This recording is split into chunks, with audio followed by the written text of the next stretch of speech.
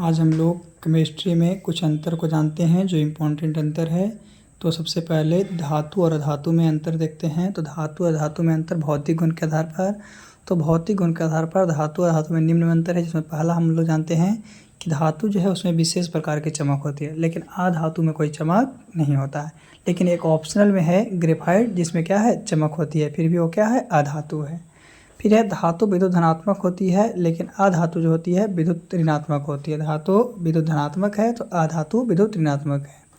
धातु विद्युत के सुचालक होते हैं तो अधातु जो है विद्युत के कुचालक होते हैं। धातु क्या है विद्युत के सुचालक हैं तो अधातु विद्युत के कुचालक हैं।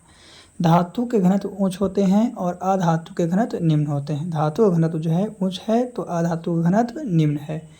धातु साधारण ताप पर ठोस अवस्था में रहती है, लेकिन अधातु जो है साधारण ताप पर ठोस या गैस हो सकती है। धातु है तो धातु को पीटते हैं तो उससे एक प्रकार की आवाज़ उत्पन्न होती है, लेकिन अधातु को पीटने पर कोई आवाज़ उत्पन्न नहीं होती है, बल्कि ये चूर चूर हो जाता है।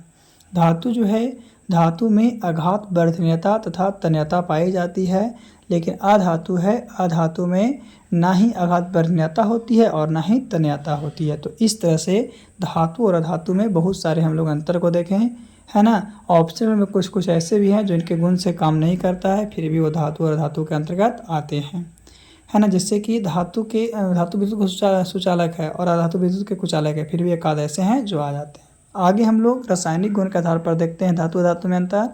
तो धातु के परमाणु धनायन बनाते हैं और अधातु के परमाणु ऋणायन बनाते हैं।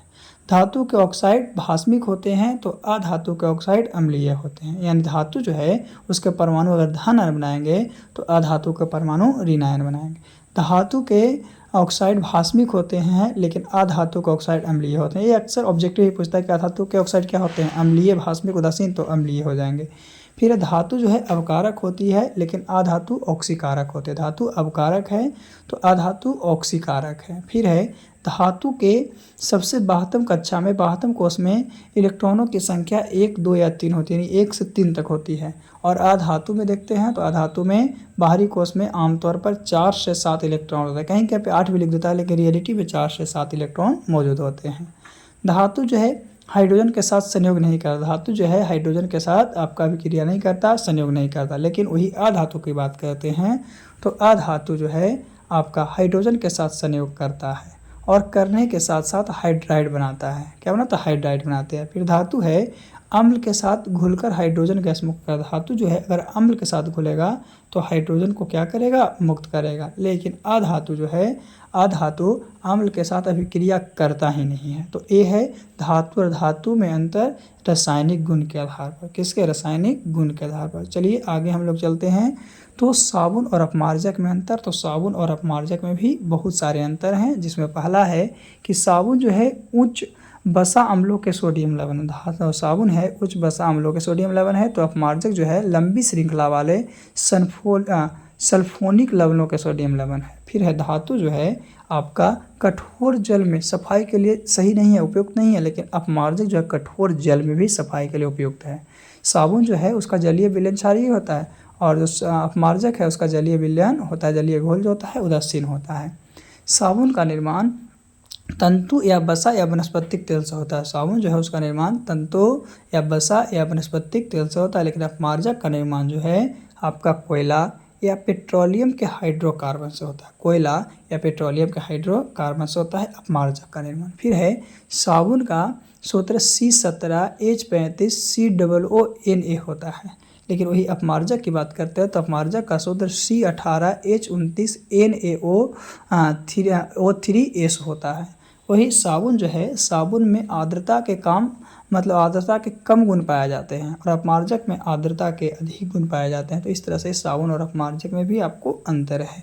ऐसे कोई भी 4 अंतर लिख दीजिएगा तो आपको दोनों में मिल जाएगा। फिर भी हम आपको 4 से ज़्यादा ही बता रहे हैं ताकि एक आध भूल भी सकते हैं। साबुन जो है वो क्या है, जल में नहीं घुलता है, लेकिन अपमार्जक जो है जल में घुल जाता है, भी एक अंतर है। आगे बात करते हैं बेकिंग सोडा और धोबिया सोडा। तो बेकिंग सोडा जो है, बेकिंग सोडा को हम लोग खाने वाला सोडा कहते हैं। बेकिंग सोडा को क्या कहते हैं, खाने वाला सोडा कहते हैं। लेकिन धोबिया सोडा है उसे धोने वाला सोडा कहा जाता है। धोबिया सोडा को धोने वाला सोडा कहा जाता है। फिर बात करते हैं बेकिंग सोडा की। तो बेकिंग सोडा जो है उसका रासायनिक नाम सोडियम बाइकार्बोनेट होता है। क्या होता है? Sodium bicarbonate. और धोबिया सोडा है उसका रासायनिक नाम सोडियम कार्बोनेट होता है। फिर बात करते हैं कि सोडियम जो बेकिंग सोडा है उसका रासायनिक सूत्र NaHCO3 है। कितना? NaHCO3। वही धोने वाला सोडा है तो उसका रासायनिक सूत्र Na2CO3 × 10H2O होता है। फिर बेकिंग सोडा। तो बेकिंग सोडा का उपयोग रसोई घर में व्यंजकों को बनाने के लिए किया जाता है। और धोबिया सोडा है तो इसका उपयोग अपमार्जक बनाने के लिए साबुन बनाने में किया जाता है। अपमार्जक या साबुन बनाने में किया जाता है। फिर है बेकिंग सोडा पेट की अम्लीयता कम करने के लिए औषधि के रूप में प्रयोग किया जाता है। तो वही जो धोबिया सोडा है वो क्या है कि यह प्रयोग में अभिकर्मक के रूप में व्यवहार किया जाता है। अगर प्रयोग में यूज करते हैं तो यूज में यह अभिकर्मक के रूप में आपका पाया जाता है। तो यह है बेकिंग सोडा और धोबिया सोडा में अंतर। इसमें भी हम आपको 5 अंतर बताए हैं, तो कोई 4 अंतर अगर लिख देते हैं तो आपको 2 नंबर आसानी से मिल जाएगा। 2 नंबर आसानी से मिल जाएगा। तो अभी हम लोग बेकिंग सोडा और धोबिया सोडा के बारे में भी जान गए। बेकिंग सोडा कहने का मतलब क्या हो गया? खाने वाला सोडा। और धोबिया सोडा कहने का मतलब धोने वाला। बेकिंग सोडा का रासायनिक नाम सोडियम बाइकार्बोनेट जिसका सूत्र NaHCO3 होता है, वही बाइकार्बोनेट और उसका कार्बोनेट Na2CO3 होता है। आगे निस्तापन और भर्जन में अंतर। निस्तापन और भर्जन में अंतर क्या है? तो निस्तापन वायु की अनुपस्थिति में होता है। निस्तापन की क्रिया वायु की अनुपस्थिति में। वही भर्जन है तो भर्जन वायु की यानी ऑक्सीजन में रहता तब होता है। निस्तापन जो है कार्बोनेट एस्को के लिए उपयुक्त है। निस्तापन जो है कार्बोनेट एस्को के लिए है तो भर्जन सल्फाइड एस्को के लिए प्रयुक्त है। इस विधि में निस्तापन की विधि में एस्क को वायु की अनुपस्थिति में गर्म किया जाता है तो भर्जन में वायु की उपस्थिति में गर्म किया जाता है। निस्तापन में एस्क निर्जलीकृत होता है तो भर्जन में एस्क जो है ऑक्सीकृत होता है। बात करते हैं तो वायु या ऑक्सीजन की उपस्थिति में उच्च ताप पर गर्म करना निस्तापन कहलाता है, किंतु वायु या ऑक्सीजन की सीमित उपस्थिति में किया जाने वाला ऊष्मा उपचार भी निस्तापन कहलाता है। और भर्जन। तो भर्जन एक ऐसी रासायनिक प्रक्रिया है जिसमें सांद्रित अयस्क को पर्याप्त वायु की आपूर्ति में अयस्क के द्रवणांक से कम ताप पर तीव्रता से गर्म किया जाता है। उसी को हम लोग क्या कहते हैं? भर्जन कहते हैं। तो आज हम लोग 5 अंतर को देख लिए हैं। अगले एक और वीडियो आप लोग के लिए आएगा जिसमें आपका मतलब कि 3 वीडियो डाल चुके हैं, चौथे वीडियो मिलाकर आप लोगों को पूरा डिफरेंट वाला क्वेश्चन हो जाएगा। तो 4 वीडियो में जितना आपको एग्जाम में पूछे जाने वाला डिफरेंट क्वेश्चन है वो सब बता दिया जाएगा। आज आपका तीसरा वीडियो है। अगले दिन हम आपको पुनः चौथे वीडियो के साथ मिलेंगे। तो आज था आपका क्या?